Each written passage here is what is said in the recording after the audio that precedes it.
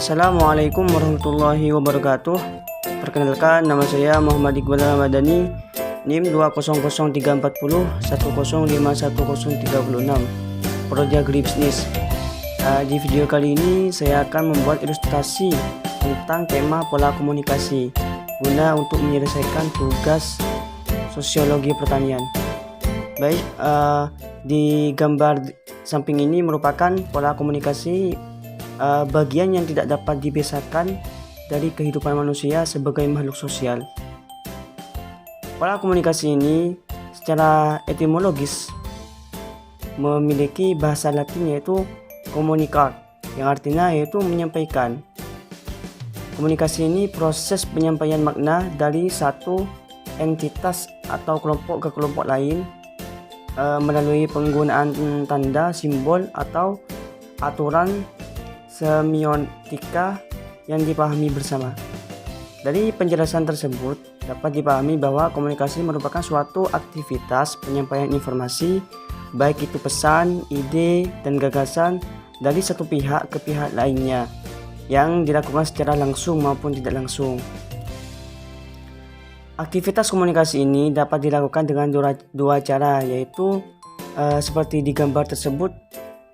Yang pertama secara langsung, yaitu dengan lisan atau verbal, sehingga mudah kedua belah pihak untuk saling mengerti. Komunikasi ini secara langsung merupakan penyampaian secara langsung melalui lisan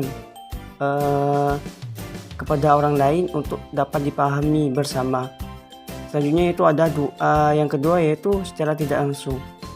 Seperti di gambar tersebut, komunikasi secara tidak langsung ini merupakan melalui media tertentu seperti bahasa tubuh, tulisan, telepon, radio, atau dan lain sebagainya.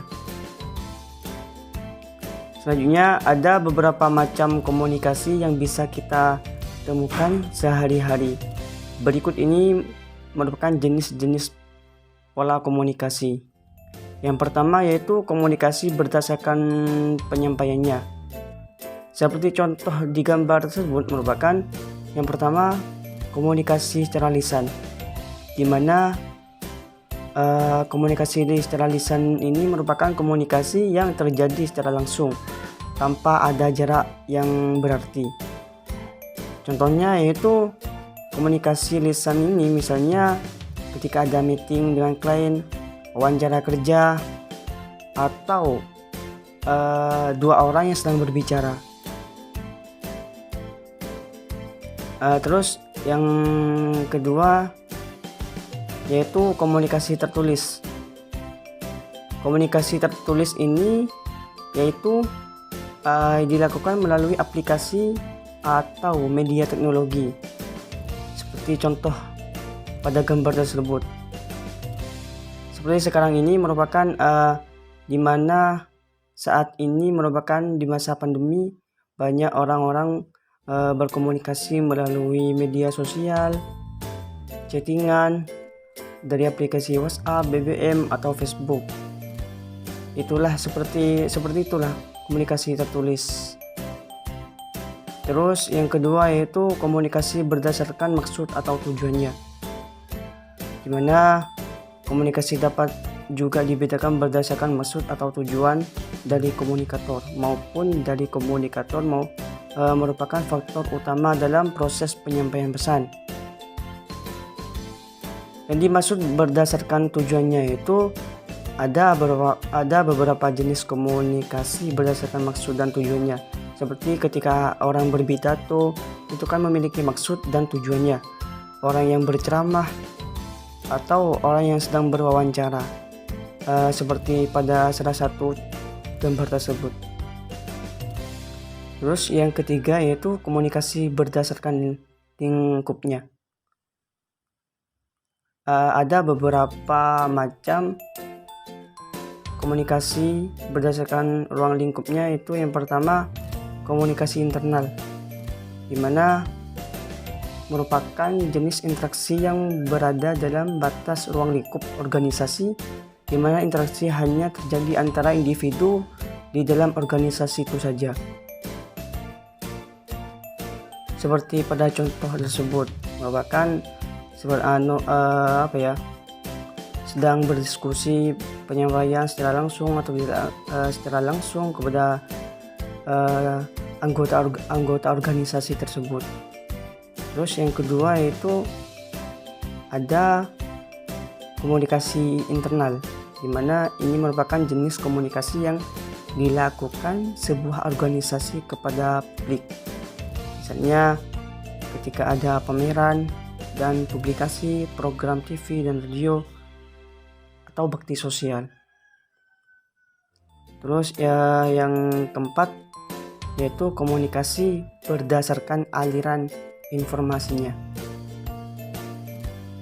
Yang pertama komunikasi satu arah, di mana komunikasi satu arah ini merupakan komunikasi yang datang dari satu pihak. Contoh misalnya pada gambar tersebut guru dan muridnya, itu penyampaian satu arah, penyampaian dari gurunya untuk kepada muridnya. Terus yang kedua yaitu komunikasi dua arah, di mana merupakan komunikasi yang sifatnya dua arah, di mana dua individu saling memberikan pesan dan feedback suatu dengan yang lainnya. Seperti pada gambar tersebut, seorang saling berdialog atau berinteraksi, yang ada yang menyampaikan dan juga ada yang membalas penyampaiannya.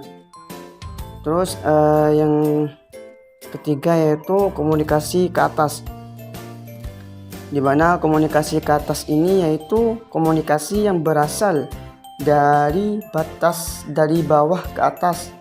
Misalnya informasi yang disampaikan bawahan kepada atasannya, seperti karyawan yang ingin menyampaikan kepada atasannya.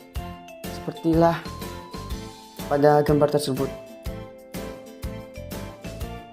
Terus yang keempat yaitu komunikasi ke samping, di mana komunikasi ke samping ini komunikasi yang tercipta karena adanya kesamaan kedudukan atau komunikasi antara dua individu yang posisinya saling sejajar. Demikianlah ilustrasi yang dapat saya sampaikan. Kurang lebihnya mohon maaf. Assalamualaikum warahmatullahi wabarakatuh.